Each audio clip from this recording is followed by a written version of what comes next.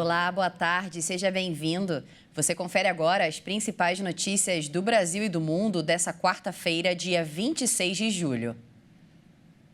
A agência Fitch elevou a nota de crédito do Brasil. Após o resultado, o ministro da Fazenda, Fernando Haddad, creditou esse resultado à harmonia entre os poderes. A agência de classificação de risco Fitch elevou a nota de crédito do Brasil de BB- para BB. O país havia sido rebaixado para o patamar BB- em 2018, em meio à crise nas contas públicas e pela não aprovação, na época, da reforma da Previdência. O grau de investimento é um selo de qualidade que assegura aos investidores um menor risco de calotes. A partir da nota de risco que o país recebe, os investidores podem avaliar a possibilidade de ganhos e a instabilidade econômica local. Segundo a Fitch, a atualização do Brasil reflete um desempenho macroeconômico e fiscal melhor do que o esperado em meio a sucessivos choques nos últimos anos, políticas proativas e reformas que apoiaram isso. A expectativa da Fitch é que o novo governo vai trabalhar para melhorias adicionais. A melhora no rating leva em consideração não apenas ações já ocorridas, mas também a expectativa quanto à capacidade e vontade do país em prosseguir com a agenda de reformas econômicas.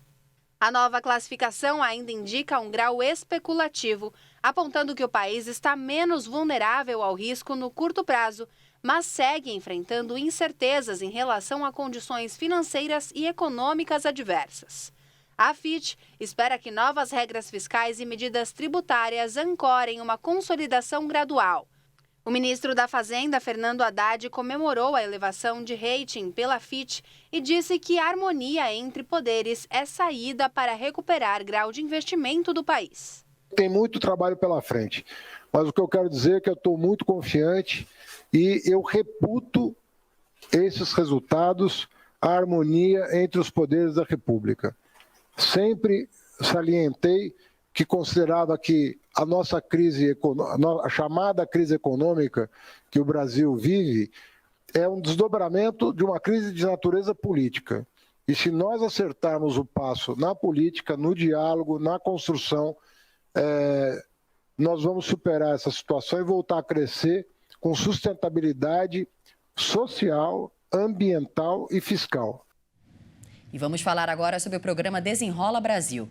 As renegociações de dívidas aumentaram em mais de 60%. A Secretaria Nacional do Consumidor determinou que o Google e o Facebook retirem do ar anúncios falsos sobre o programa. Pouco mais de uma semana após o lançamento do programa Desenrola Brasil, foi registrado um aumento de 61% na renegociação de dívidas. Segundo uma plataforma de análise de crédito, o volume total de descontos chegou a cerca de R$1 bilhão, valor 97% maior em comparação ao mesmo período de junho. Nesta primeira fase, foram liberadas negociações de dívidas com instituições financeiras registradas até 31 de dezembro de 2022.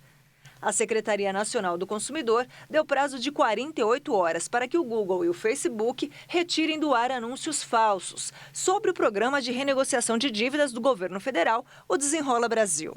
Em caso de descumprimento, as empresas podem ser multadas em R$150 mil por dia.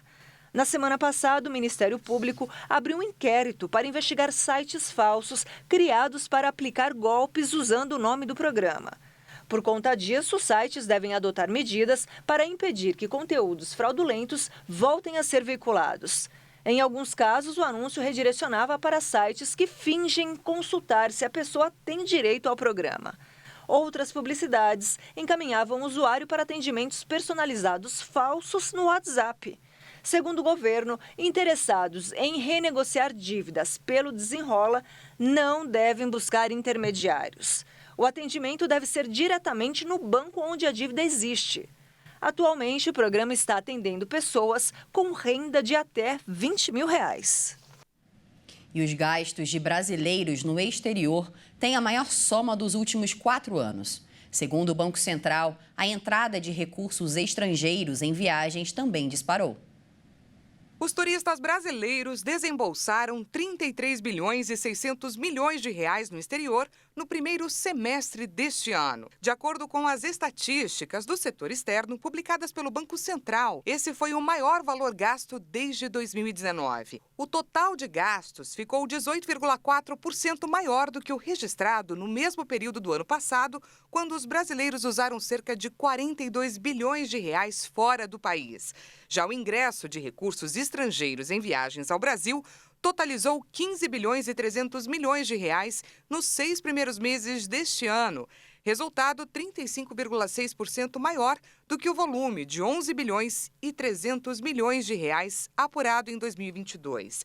Ao longo dos últimos 3 anos, o mercado de viagens foi duramente afetado pela pandemia do novo coronavírus. Já no ano passado, os gastos dos brasileiros com viagens internacionais totalizaram quase 58 bilhões de reais. A oscilação do dólar também ajuda a explicar os resultados. A cotação da moeda fechou o ano passado com a primeira queda anual desde 2016, a R$ 5,28. Atualmente, o dólar é cotado na casa dos R$ 4,75, o menor valor desde abril de 2022. Uma pesquisa do Núcleo de Estudos da Violência da Universidade de São Paulo apontou que crianças e adolescentes negros de 11 a 14 anos de idade têm 2 vezes mais chance de serem revistados por policiais na cidade de São Paulo do que os brancos. Segundo o levantamento da Universidade de São Paulo, crianças e adolescentes negros são tratados de maneira diferenciada pelas forças de segurança do Estado. É o que analisa o pesquisador da USP, Renan Teodoro de Oliveira.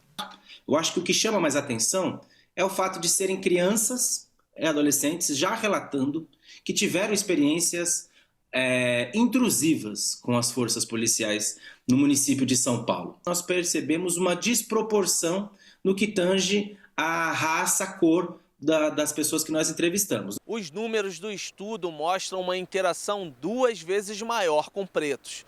Em 2016, primeiro ano da pesquisa com todos os 800 participantes, cerca de 27% dos que se declararam pretos foram abordados pela polícia, contra 18% dos brancos e 12% de pardos. Em todos os cenários, pretos sofreram abordagem pela polícia. Dos negros entrevistados, cerca de 21% foram revistados. Já entre os brancos, essa experiência foi de pouco mais de 8%, e entre os pardos, 10%. Somente no ano de 2016, adolescentes autodeclarados pretos foram quase 26% dos que afirmaram ter sido levados para a delegacia. Já no ano de 2019, 8 jovens responderam ter sido agredidos pela polícia. 7 deles eram negros. Em alguns casos, os pretos, em outros os casos, os pretos e os pardos, são os que estão com maior probabilidade de ver a polícia bater em alguém. A gente sabe que a maioria das vítimas da violência policial são negros, das vítimas fatais. A gente sabe que é mais provável a polícia prender algum negro do que um branco. O que a gente não sabia é que isso pode começar tão cedo na vida do brasileiro. Tanto meninas quanto meninos foram ouvidos, todos eles matriculados em 120 escolas públicas e privadas da capital paulista. Os entrevistados nasceram em 2005 e estavam com 11 anos em 2016. De acordo com o pesquisador da UF, não há uma definição concreta sobre a chamada fundada suspeita. Para Oliveira, a avaliação do policial é subjetiva. De acordo com o Código de Processo Penal, a polícia pode parar as pessoas, contanto que ela tenha fundada suspeita. Por que ela procura com mais frequência o tráfico de drogas em meninos negros do que em meninos brancos? O lugar em que a pessoa está e a cor da pele em nada dizem a respeito das ilicitudes que a pessoa está cometendo. Não é porque é pobre, não é porque é preto ou porque é negro e está numa determinada região que essa pessoa está propensa ou está mais possivelmente cometendo crime. Isso aqui é preciso tirar do horizonte, é preciso modernizar as polícias. E agora, nos destaques internacionais, pelo menos 5 pessoas morreram na Itália devido aos fenômenos naturais que atingem o país, com violentas tempestades no norte e fortes incêndios florestais na Sicília. O sul do país vivencia uma forte onda de calor que fez os termômetros alcançarem 47,6 graus Celsius em Catânia, o que intensificou as chamas em florestas. Os corpos carbonizados de 2 idosos foram encontrados dentro de uma casa destruída pelo fogo e uma mulher de 88 anos morreu perto de Palermo. Durante a noite, bombeiros lutavam contra diversos focos de incêndio. Um deles forçou o fechamento do aeroporto de Palermo durante várias horas. O transporte ferroviário também registrou problemas por causa das chamas. O presidente da região siciliana anunciou que pretende pedir para o governo decretar estado de emergência na ilha mediterrânea. Em Milão, chuvas intensas, granizo e fortes ventos provocaram inundações e derrubaram muitas árvores que danificaram a rede elétrica. E essa edição fica por aqui, mas você pode rever essa e outras reportagens no nosso canal Hit Notícias no YouTube. Muito obrigada pela sua companhia, um excelente dia para você e até mais.